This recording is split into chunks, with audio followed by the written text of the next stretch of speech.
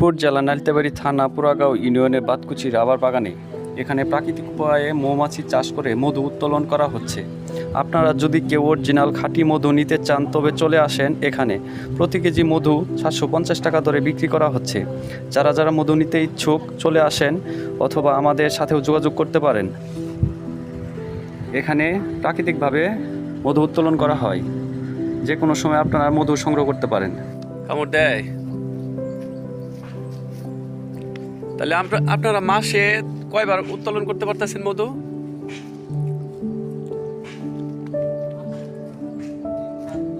দুইবার তিনবার। তাহলে আপনাদের এখানে কতগুলো আছে বক্স আছে?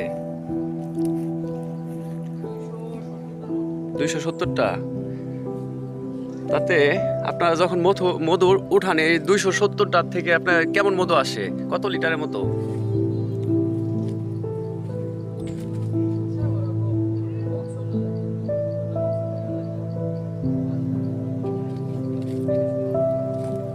বিশ থেকে 30 মিনিটের মতো মধু উত্তোলন হয় মাসে। দেখা গেছে মনে 12 থেকে 15,000 টাকা পাইতেছেন আপনারা। হ্যাঁ, আর মধু সিজনাল। আর দেখা গেছে সরিষা ফুলের মধ্যে লিচু মধু এরকম আলাদা আলাদা রেটও এরকম ডিফারেন্স আছে। তাহলে এইটার রেটটা একটু কম হয়তো। হ্যাঁ,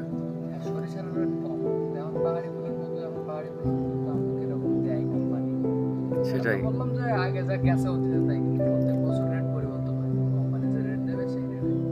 আচ্ছা,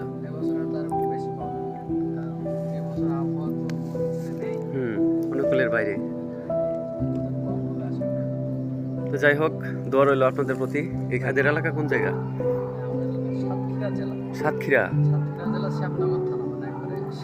শেষ থানা। তাহলে এটা কি আপনারা পেশা হিসেবে বেছে নিছেন? এটা আপনাদের পেশা? মানে মধু উত্তোলন যে কোথাও, মানে দেশের যে কোনো প্রান্তে গিয়ে আপনারা মধু উত্তোলন করেন? যে অঞ্চলে যে ফুলের চাষটা বেশি হয়, হ্যাঁ, যেরকম শস্য চাষটাই আপনাদের জামালপুরের দিকে বেশি হয়, উত্তরবঙ্গের দিকে। এই সময় আমরা এদিকে আসি। সরিষা ফুল আমাদের সম্পর্ক হচ্ছে ফুলের সাথে। ফুলের সাথে ফল আসবে আমরা চলে যাব। ঠিক আছে। সরিষার পরে হচ্ছে আপনার যে মাদারীপুর, শরীয়তপুর, ওইদিকে আপনার এই ধনিয়া, কালো জিরা ফুলের চাষটা হয় বেশি।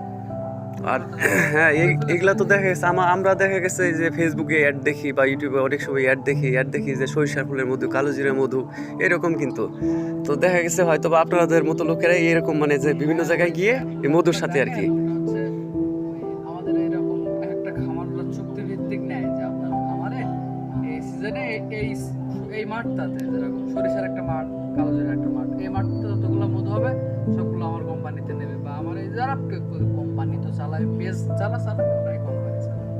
ওরা এরকম একটা চুক্তিভিত্তিক নেয় যে মধুগুলো উৎপাদন হবে, আমরাই নেব। আমরা একটা ব্যানার লাগিয়ে দিচ্ছি, খামারটা আমাদের। ঠিক আছে। খুব ভালো লাগলো ভাইয়ের সাথে কথা বলে। ধন্যবাদ ভাই। আইসেন এক সময় চায়ের দাম।